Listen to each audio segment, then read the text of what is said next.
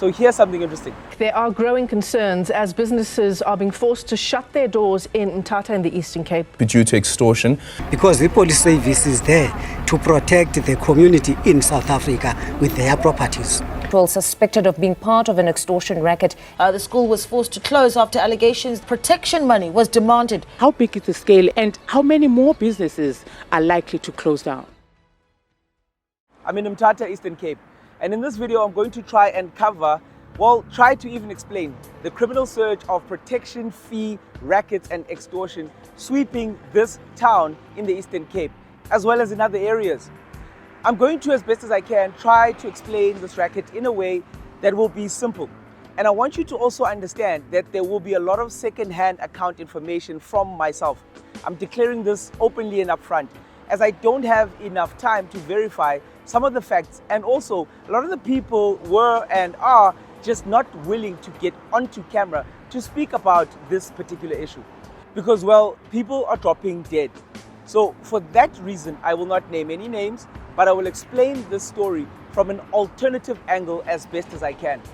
To answer the questions of why this Mthatha extortion ring and protection fee racket is thriving, the answer is pretty simple. There's a Mthatha Mafia enterprise that operates in this rural town and former Transkei homeland. They've been doing so for years. Bayaziwa. People know about it, but they can't do much because they're intertwined with law enforcement senior officials in the province and in this district municipality. The taxi industry is also involved, former criminals, and now recently tribal authorities.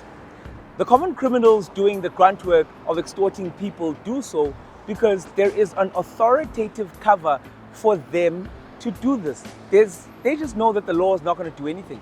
In Mthatha and in other regions in the province, like let's say for instance in Gqeberha, a troubling trend of extortion through protection fees is significantly affecting local businesses and vulnerable individuals.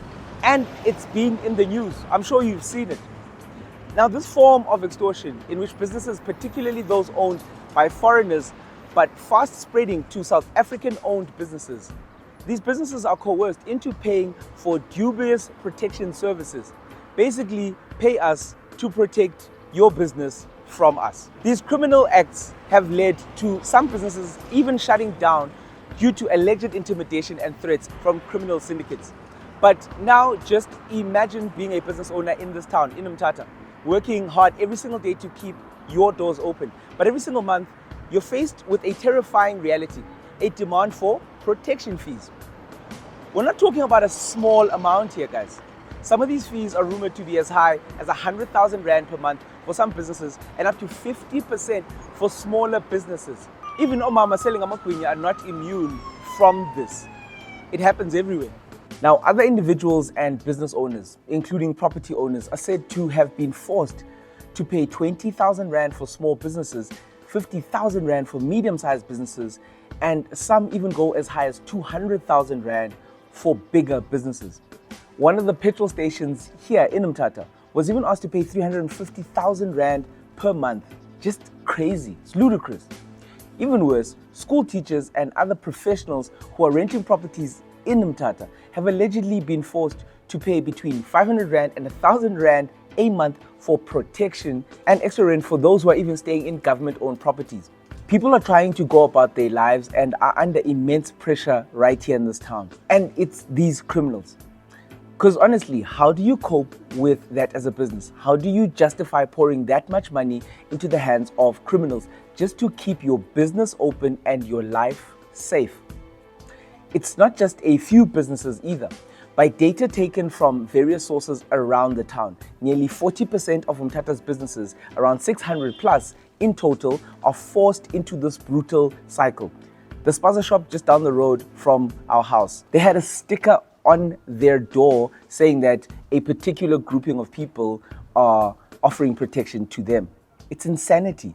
All of this is just brutal. The local economy is bleeding, with up to a potential of 50 million Rand being siphoned off by these criminals every single month. That's just over 600 million Rand every single year. And what does this mean for the community? It means that businesses are closing their doors, leaving 1,000 plus people so far jobless in this year alone. For instance, 2 Cecil petrol stations have closed down here in Mthatha due to these protection fee demands. Now, think about the impact of that.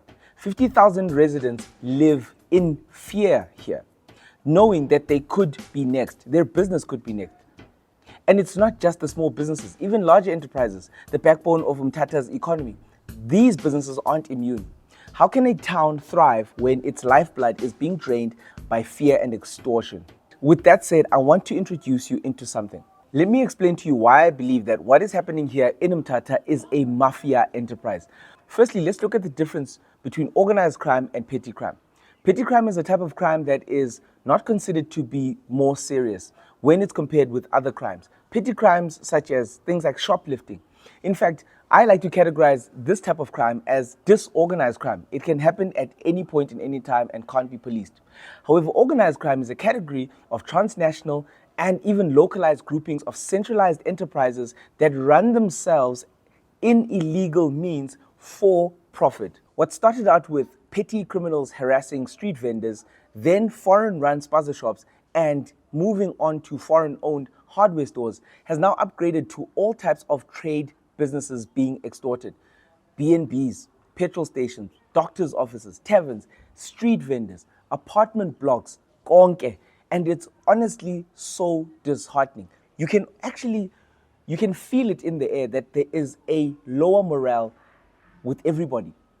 I mean, for instance, I was trying to book a BnB and the lady who runs the business had taken her sign down, which made us think that the business was closed. We rang the bell, she opened, she said, "I'm still operating, but I've taken down my sign because I don't want any of this protection fee trouble."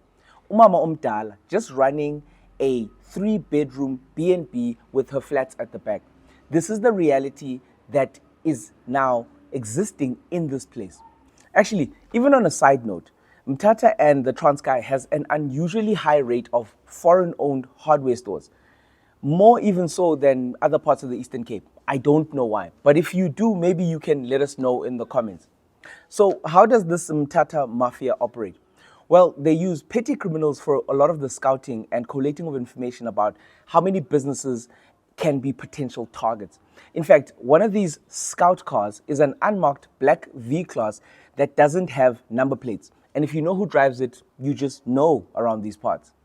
This is important to understand because even though these protection fees seem to be widespread and across various business sectors, they will not touch businesses protected by 1, 2, or 3 of the biggest security companies right here in Mthatha. Strange, right? They will also not touch certain nightlife businesses. The taxi industry is also seemingly untouched and exempt from any of these extortion fees. Maybe because they have their own guns and they operate on the fringes of the law themselves. I don't know. Maybe you can tell us. For instance, there is a well-known taxi turf here in Mthatha between Gqeberha Taxi Association and the Border Alliance Taxi Association. And it's happening in this municipal district. It's been for a long time. Just Google this. This war goes back 10 plus years. And every couple of months to a year, violence breaks out here and people, unfortunately, get killed. Just Google it. I promise you. As recently as January of 2024, violence was rife right here in Mthatha. Now, Mthatha and Durban taxi routes are very linked because of how in demand that route is. And I'm sure we all know who runs the taxis in Durban. We do, right? They're also involved here in Mthatha in a very big way. By the way, while I'm recording this video, I still think that's gunfire. Okay, back to how this racket happens. You have petty criminals, taxi men with guns, local security companies, CIT heist kingpins, and the new entrants, business forums, all wanting to somehow make a living out of just normal people and ultimately using crime. Then you add drugs. Remember in November of 2021, when 243 million rands worth of cocaine was stolen from the Hawks offices in KZN South Coast? Well, those drugs were seized in a June 2021 bust. Well, that's how drugs come into this story. By local accounts, there's an organized drug corridor that stretches from Durban through the ports, right through Mthatha to East London and further into Gqeberha and then ultimately in the Western Cape. And the likelihood is that the Bulgarian Mafia is involved. Yes, Bulgarian Mafia. Well, that's just in this case. I really think that's like a running gun battle.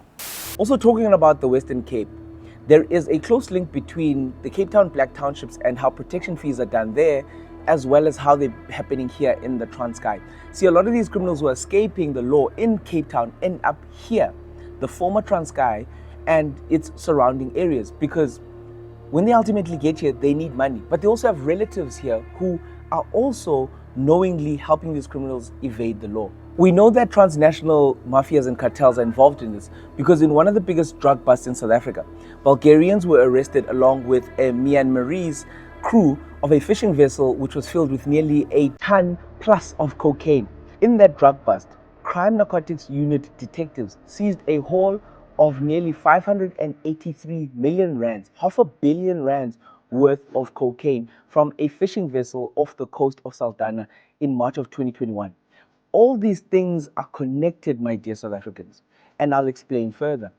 The thing about drugs is that they need a nightlife to give the low-level pushers an opportunity to make money, and nothing says drug turf war like killings near or inside nightlife venues.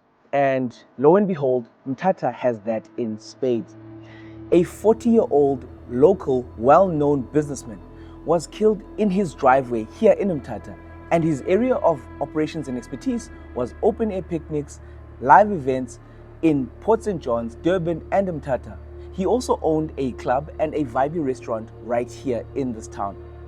Incidentally, a recorded video of a shootout outside one of his businesses went viral in Mthatha. It was honestly chilling. The same unnamed businessman is not the only well-known business person to fall victim to Mthatha's sudden business and nightlife killings. Between March of 2022 and April of 2023, at least 8 killings of business people in Mthatha, Gqeberha, Mqanduli, and surrounding areas occurred. For instance, on the 3rd of December 2022, a 60-year-old veteran Mthatha hotel owner and businessman was murdered in Gqeberha. He was shot and killed at his latest business venture. At the time of his death, he also owned another establishment, which was the Le Pearl Boutique Hotel. He previously owned the Four Seasons Boutique in central Mthatha as well. In April of 2022, 3 Mthatha businessmen who owned a fleet of taxis were killed within minutes after sharing a birthday lunch celebration at the Nando's in Mthatha Savoy Park. In July of 2021, a 65-year-old Eastern Cape taxi boss and Mqanduli shop owner was shot dead in his village near his home in Mqanduli. What's even crazier is how a relative told me about CIT heists that take place on the road to Mqanduli. They say that there's a portion of the road that doesn't even have network, and that's where a lot of these CIT heists take place.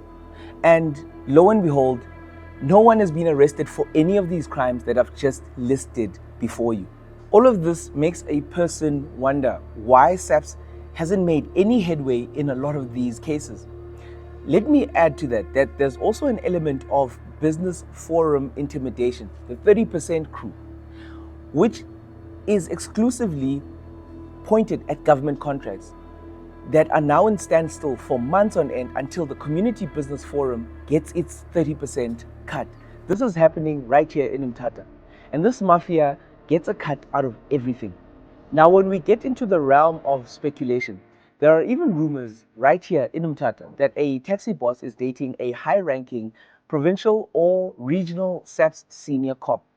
But those are just rumors, but they would close a loop that we're all starting to think about.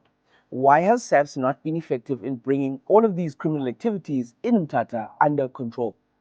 Maybe they're being swept to the bottom of the docket pile, asazi. Maybe you have better answers than me.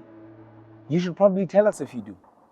Also, what about government's response in all of this? Sure, there have been arrests, 20 to 25 each month, but with a conviction rate of only 30%. How many of these criminals are actually facing justice? How many are walking free, ready to strike again? The police patrols, the occasional raids, are they enough? I don't know.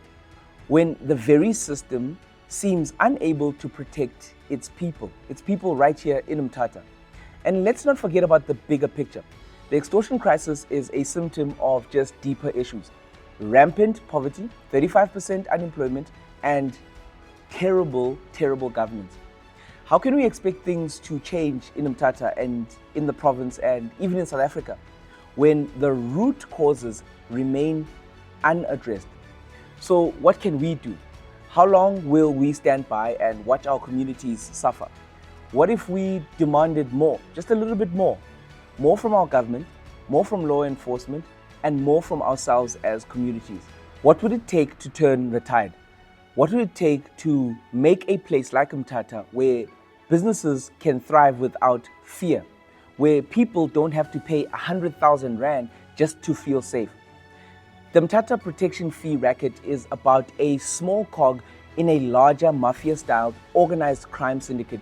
The syndicate involves petty criminals, semi-organized criminals, security companies, CIT kingpins, small business owners who are victims, big business owners who many are also victims, but some are collaborators, and add to that some unscrupulous traditional leaders who hold a large sway in matters here due to land custodianship. They allow businesses to build on tribal land or they don't, and they're in the mix here. And then there are the drug networks and foreign cocaine cartels. This is a crazy melting pot of criminal boycotts. To put it simply, Gqeberha Mthatha, and the only law that exists here is the law of the gun.